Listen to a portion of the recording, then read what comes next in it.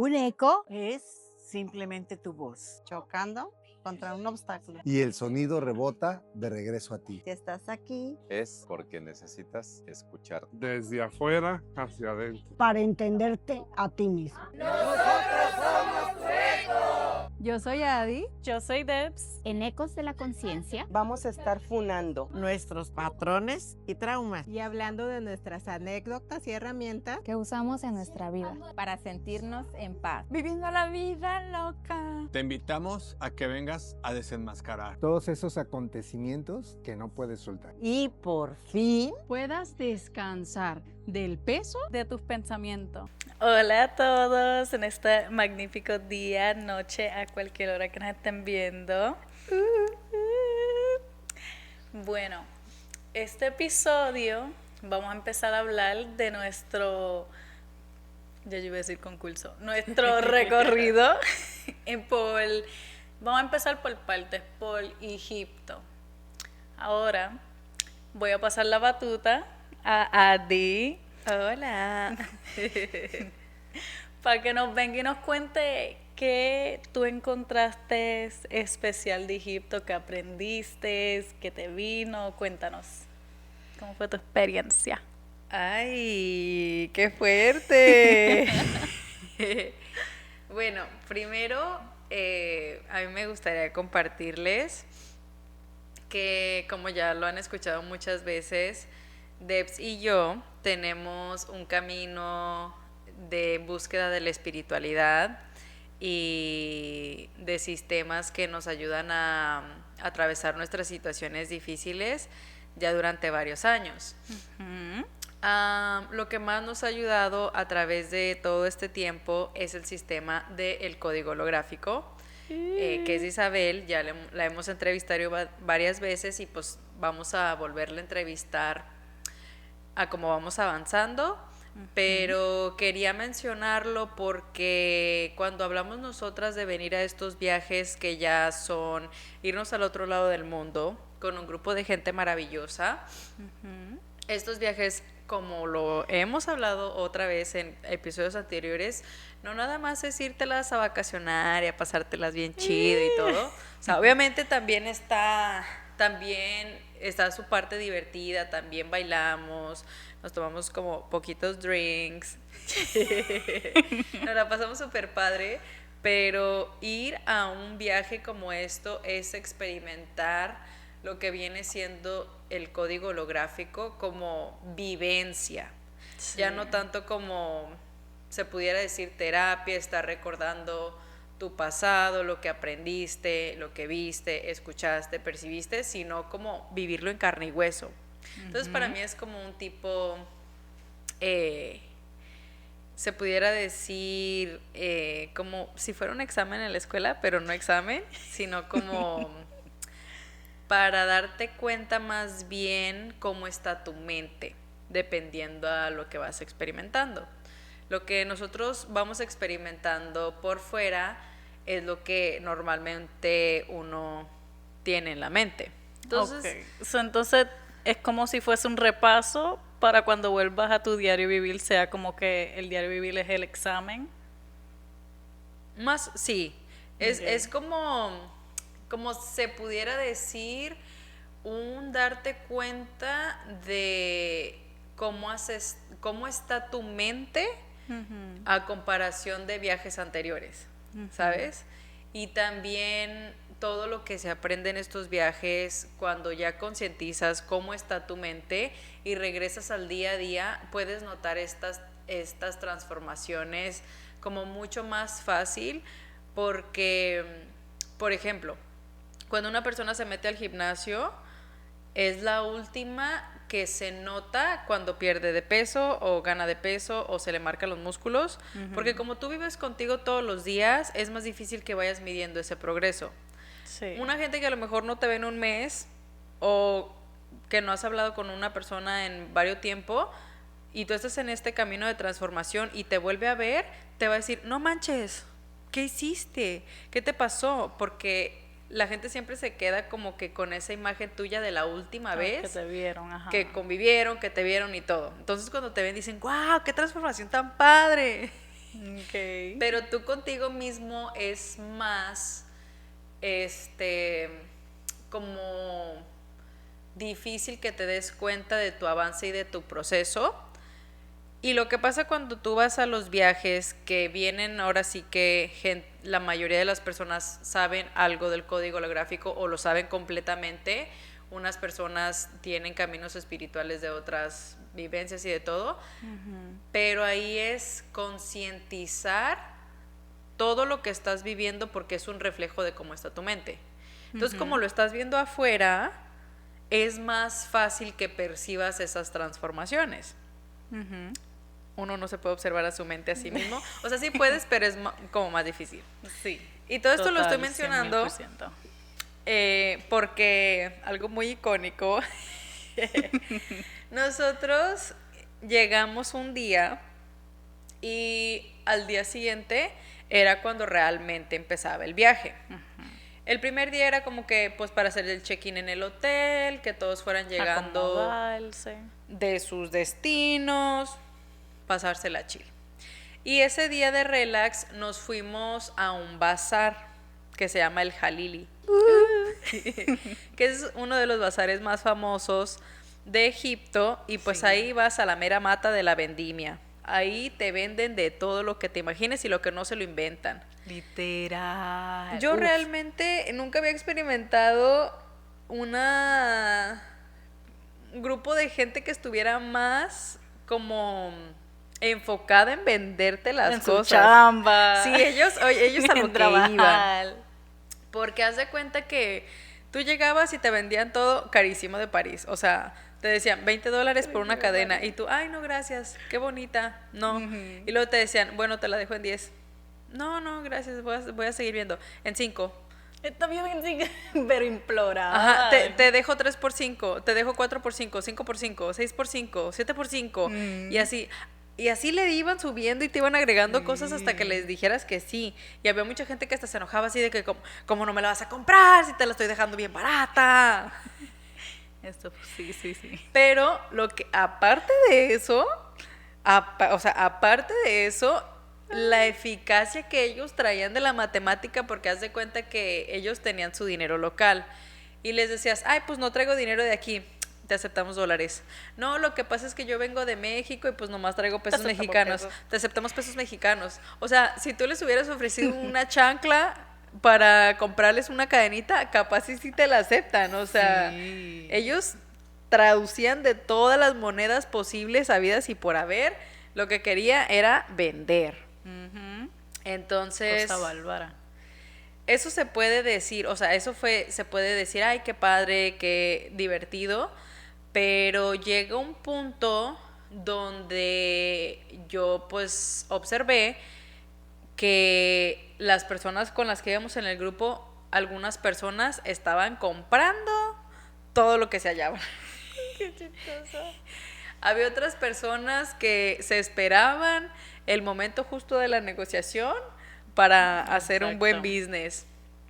Y había personas que noté que se fastidiaron, o sea, llegó un punto donde era tanta la insistencia que cansó a varias personas, donde ya no sabías ni para dónde voltear, o sea, ya mucha gente así de que volteando para abajo sin querer hacer contacto visual, porque hacías contacto visual y ¡fum! Se te arrimaban de nuevo. Sacaban así todo su changarro, así de, aquí traemos de todos los colores y sabores y aceptamos de todo el tipo de pesos.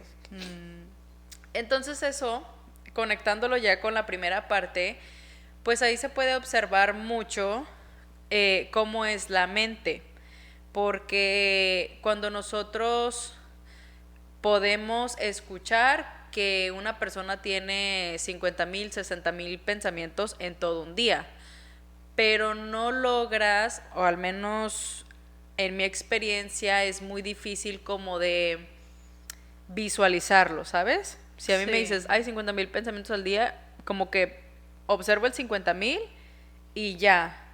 Sí, como que no te entra la cantidad de Ajá, que son. como que no es fácil concientizar que es muchos pensamientos en un día. Pero cuando estás parada en medio del Jalili y tienes a 3 vendedores encima queriéndote vender diferentes tipos de cadenas, pulseras y joyería. 2, 3 niños pidiéndote que le des $1, un dinerito, y luego te están pidiendo la orden de lo que te vas a tomar, y luego la gente pasando. O sea, ahí es un momento como de concientizar y decir, esto es los 50,000 pensamientos que la mente tiene, porque a veces estás pensando, o sea, vas manejando al trabajo y vas escuchando la música y dices, ay, qué buenísima está esta canción, pero qué voy a cocinar al rato, pero qué me voy a poner mañana, pero cómo le voy a decir esto al cliente. O sea, pasan tan rápido los pensamientos y uno está tan acostumbrado a ellos, porque pues así toda la gente tiene la mente, que es muy difícil concientizarlo. Sí. Y hay muchas personas que también les cuesta mucho trabajo concientizar que así como a veces esos vendedores pueden llegar a cansarte, cuando tú le estás dando tanto vueltas a un asunto, a una cosa, estás piense y piense y piense y piense, llega momentos, a mí me ha tocado vivir que yo no sé cómo mutearme la cabeza. O sea, yo simplemente hay días que yo digo, ya, no quiero pensar, quiero apagarle, y hay veces que por más de que pongas música, meditaciones, películas y todo, la mente sigue ahí, tin, tin, tin, tin, tin, sin dejarte descansar. Sí, porque es como que te persiguen, y eso mismo hacían los vendedores, porque si te veían con una pulserita de que alguien del barrio también ya estaba vendiendo, dijo, ay, este compra. Este compra. Entonces te empezaba y te perseguía por todo el Jalili. Ajá, no, y luego a mí otra cosa que también se me hizo como que sorprendente es que había, por ejemplo, había vendedores que vendían cadenitas. Y pon tú que había como unos 20 vendedores en todo el Jalili que vendían las mismas cadenitas. Entonces, si ellos te veían comprarle a una persona, aparte de que sabían que traías dinero para comprar, te querían vender las mismas cadenas que ya te habían vendido. O sea, tú ya traías tu producto en la mano y luego te lo querían dar más barato, te querían dar más, y es como de que, pues ni modo que vaya y busque al otro señor a que él se las compré para regresárselas para comprártelas a ti. Pero ellos te seguían y te seguían, y me tocó ver que había unos que otros vendedores que hasta se enojaban, o sea, en serio se enojaban, de que, pues, ¿cómo le compraste a ese otro? Y a mí no me vas a comprar. Pero, pues, es parte de. Sí, bendita. Cuando estábamos ahí en el Jalili, estaba todo este asunto pasando, y nos tocó encontrarnos con la hora donde ellos empiezan a rezar. En la cultura musulmana, en Egipto específicamente, hay bocinas como que en muchas partes públicas, especialmente ahí en el Jalili, como que estaban esas bocinitas así en las esquinas, y hay como un sonido o un llamado como de atención para que ya es la hora que tú tienes que dedicarte a rezar. Sí. Muchos de los puestitos cerraban totalmente sus vendimias y sacaban sus tapetitos y se ponían a hacer su rezo a su forma. Otros no cerraban su tienda, pero sí se sentaban y como que ahorita estoy en lo mío, y había personas que pues seguían caminando. Como en contemplación. Como en contemplación, como que estoy escuchando, pero no me estoy sacando mi tapetito y haciéndome a un lado. Sigo en el mood del rezo, pero como que a diferentes niveles de dedicación. De profundidad. De profundidad. Y también había muchos pasillitos, porque haz de cuenta que el Jalili, les vamos a tratar de poner algunas fotos aquí, en algún lado, pero eran como pasillitos muy pequeños, o sea, haz de cuenta que cabía una persona para allá y otra persona para acá, y ya estaban los puestos, tenías que ir como en fila india. Entonces, si las personas que tenían los puestitos en estos pasillos pequeños sacaban su tapete, no podías pisar con zapatos el tapete donde ellos estaban rezando. Entonces hubo un punto donde se hizo como un atoramiento porque nosotros seguimos caminando y alguien no quería quitar su tapete y la otra persona no se quiso quitar los zapatos. Entonces ahí estábamos todos como que esperando a ver qué iban a hacer. ¿Qué acontecía? ¿Qué pasaba? O sea, realmente pues sí, o te quitas mis zapatos para pasar por mi tapete o pues mueven el tapete para que dejen espacio para pasar. Pero yo en un punto era de las últimas de la fila y después atrás de mí venían personas locales. Y las personas locales, o sea, no les importa que seas turista, que seas de la cultura, que seas de la religión o de otra religión. O sea, yo empecé a sentir gente así que como que me estaba empujando, así como que órale, no sé qué me decían porque pues no hablo árabe, pero de que me estaban empujando, o sea, verbalmente y físicamente me estaban empujando. Aparte, algo que me di cuenta mientras estaba por allá es que mis rasgos físicos son muy similares a los rasgos físicos de las personas locales de por allá. Entonces, mucha gente asumía que yo estaba entendiendo lo que me estaban tratando de decir y yo pues no entendía. Entonces era como que aparte de que como que la empujadera y todo, todavía así como de que irrespetuosa te estamos diciendo y yo sé que me entiendes y no estás obedeciendo.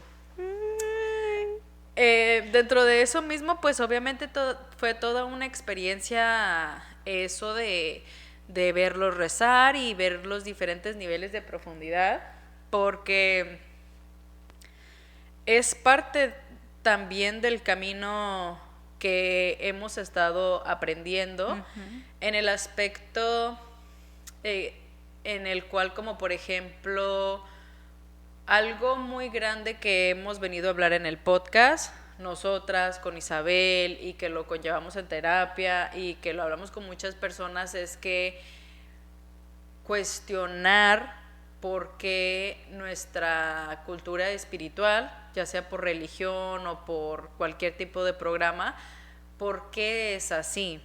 ¿Qué es lo que realmente es importante de eso? ¿Cuál es la espiritualidad verdadera? O a lo mejor nada más estamos siguiendo unas reglas de algo que se dijo y que nosotros ni siquiera sabemos por qué es así la cosa. Entonces, como había personas que a lo mejor comprendían que estas horas de rezo para ellos eran momentos de conexión, como de voy a estar yo conmigo, es un recordatorio de mi espiritualidad, pero había también otras personas que ya estaban como muy acostumbradas a algo más automático, que ya no se alcanza a distinguir si es algo que hacen como por inercia, naturalmente, o si realmente tienen esa presencia y esa conciencia de conectar con una espiritualidad, ¿sabes? Y volvemos a lo mismo, la espiritualidad no es algo que está fuera y ya, es algo que también es parte de ti. Por eso volvemos a lo mismo, que de lo que tú percibes es lo que tienes en la mente. Entonces, si tú estás viendo momentos de espiritualidad, si estás viendo personas que fueron maestras en sus religiones, en sus culturas, es un recordatorio para tú observar esas partes divinas que hay en ti. No verlo como que la búsqueda de algo que está afuera, porque si está afuera lo estás como negando adentro de ti. Entonces siempre estás en ese constante buscar por fuera. Y es como buscar algo por fuera que tienes adentro. Entonces es una búsqueda interminable. Pero cuando tienes esta aceptación de que están unidos, de que es un todo. Ajá, de que es como si lo estoy viendo afuera es porque también existe en mí.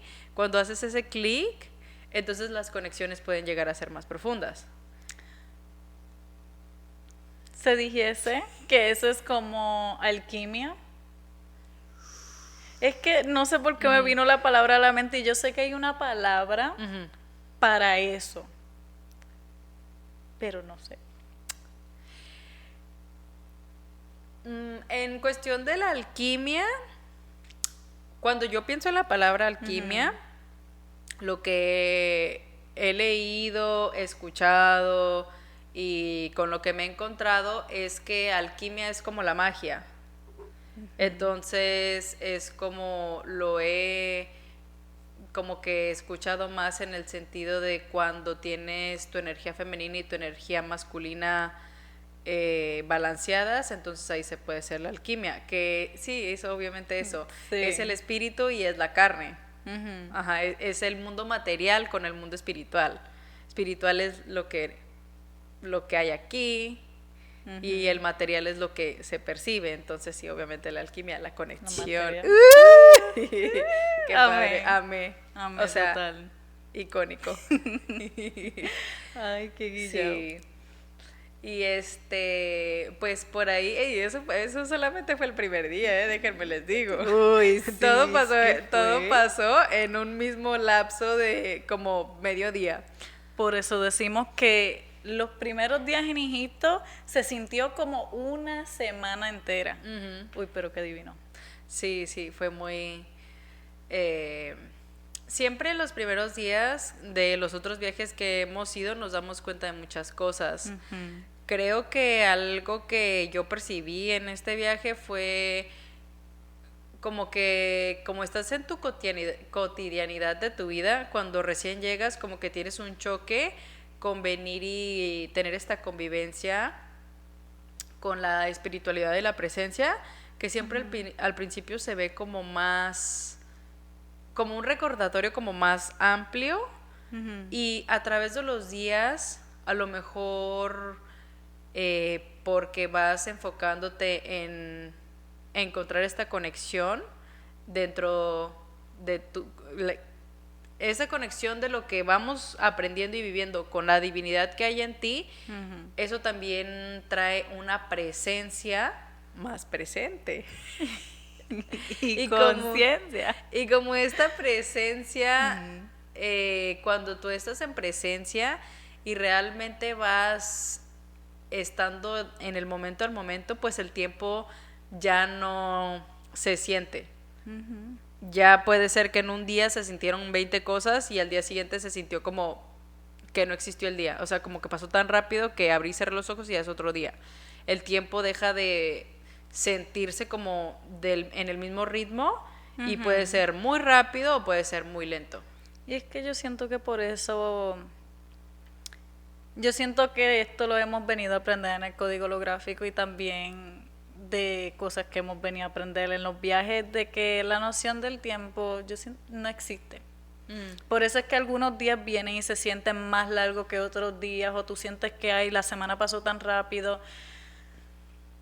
Yo diría que es una cosa que nos enseñaron desde pequeños y vinimos a aprender, y por eso uno cuenta los días del mes y pasan las horas y los minutos y los segundos, y es como que un cierto tipo de control para venir a tenerlo como que en un espectro. Ajá. Sí, es que bueno, en un video que yo me encontré por ahí hablaba de cómo para la mente es muy difícil comprender que el tiempo no existe. Entonces el tiempo, como que se creó la ilusión del tiempo, porque realmente pues es una ilusión, para que la mente pudiera medir lo que estaba pasando, como para que hubiera una medida, ¿sabes? Es como, por ejemplo, yo puedo decir, pues de aquí a donde está Debs, pon tú que es como 1,5 metros, pero mi mente no puede saber con exactitud cuánto es hasta que se inventa la regla y ya le puedo hacer y ya me va a decir exactamente cuánto es. Entonces ahora mi mente ya tiene como un nivel de seguridad o un nivel de medimiento, y es lo mismo que pasa con el tiempo. Con la cuestión del tiempo, yo siento que de alguna forma cuando se creó la noción del tiempo, fue como también algo que pues puedo llegar a ver afectado hasta cierto punto, porque ahí entonces nació la percepción del pasado y del futuro, porque ya hay una medida. Y entonces es como que pues puedes estar pensando que ya hay una meta a donde llegar, ¿sabes? O sea, como de que en 5 años, en 3 años, o hace 10 años, o hace 5 años. Sí. Y ese tipo de pasado y ese tipo de futuro, pues han venido a derivar muchas como detalles de que te desconectan de esa presencia. Porque si no estuviera Qué fuerte. si no estuviera esta medida del tiempo, puedes pensar en el futuro, pero realmente no habría un cuándo. Y entonces eso también lo venimos a hablar en uno de los podcasts cuando hablamos de ponerse metas y las cosas. Es saber lo que quieres, pero soltar el cómo, y soltar el cuándo y soltar el a qué horas. Tú puedes decir, ay, pues ojalá y que, no sé, tenga un mejor trabajo. Pero ya no hay en 3 años, si no tengo un carro de fulanito de tal, no tuve éxito en la vida y tuve un fracaso. O, ay, hace 5 años mi cuerpo estaba de X forma y ahorita ya no. Entonces, sí, igual con el pasado, tú pudieras voltear a ver el pasado sin esta regla del tiempo y no habría como una... pues perdí tanto o bajé tanto de peso, subí tanto de peso en tanto tiempo, entonces esto indica muchas cosas, ¿sabes? La gente pudiera enfocarse más como que en esta presencia y no tanto en ponerse, ¿cómo te podría decir? Como presión, como Sí. presión, como que Es una etiquetas. distracción. Sí, totalmente. Es una distracción. Yo entre todo el viaje de Egipto, yo me quedaba perpleja por el simple hecho de que yo decía, wow, yo a veces pienso, aunque Jesús vivía en guerra o en esos momentos de antes había tanta guerra y había tanto como que revolú, siento que hubiese sido tan rico de cierto aspecto alguno estar en esos tiempos por el simple hecho de que no había teléfono, no había internet, no había televisión. Tú sabes, como que habían tan pocas de ciertos aspectos distracciones que por eso había como que, no sé, de las historias que uno viene y escucha, hay tanta conexión. Y cuando digo conexión me refiero a eso mismo de presencia, de que como que la gente podía venir y tener, como que sin esas distracciones que yo siento que hoy en día hay. Es de que cierto aspecto. simplemente imagínate. Imagínate, tú estás en los tiempos de Jesús y tienes cualquier trabajo, el que quieras, ponle el que quieras, o sea, eres, no sé, ovejero, guardas a tus ovejas y te vas al río con tus amigos a echarte un baño, un clavado en el río y todo eso. Estás tú en el río bien a gusto, bien relax y todo, y en tu trabajo de ovejero se escapa una oveja y hay unos lobos por ahí. Del tiempo que pase en el que alguien venga corriendo hasta el río y te avise que hay un problema, pues pon tú que para la hora que vuelvas pues ya va a pasar lo que va a pasar, o pues la oveja va a volver, o se la van a comer, o se va a escapar y ya. Entonces ya cuando llegabas enfrentabas los problemas, pero todo ese tiempo que estabas en el río estabas bien a gusto, echándote tus pescaditos, bañándote, y ahorita esa misma imagen, y tú trabajas, no sé, igual, eres un ovejero y tienes tu empresa de ovejas, y haces ropa de lana, o lo que sea, y te vas a tu río con tus amigos y todos están... Hay que tomarnos una foto para subirla al Face... Y ya todos. Y entonces se te escapan unas ovejas y todo y... te marcan. Así de volada. Se escaparon las ovejas y tú... Desde que te dan la noticia de que se escaparon las ovejas, en lo que te regresas a tu trabajo para enfrentar la situación que sea el problema, pero ya le agregaste todo el camino de regreso de estar con el pendiente de qué va a pasar. ¿Qué va a pasar? ¿Qué va a pasar? ¿Qué pasó con mis ovejas? ¿Qué pasó con mis ovejas? Sí, totalmente estoy de acuerdo contigo. Qué padre sería como que nada más irtela rifando con lo que tienes enfrente y no estar como innecesariamente preocupándote por otras cosas que puedan alcanzarte en tus momentos de paz, ¿sabes? Y agrégale los pensamientos. O sea, agrégale las preocupaciones que uno ya trae de automático. Sí. Pero heavy sí. cream.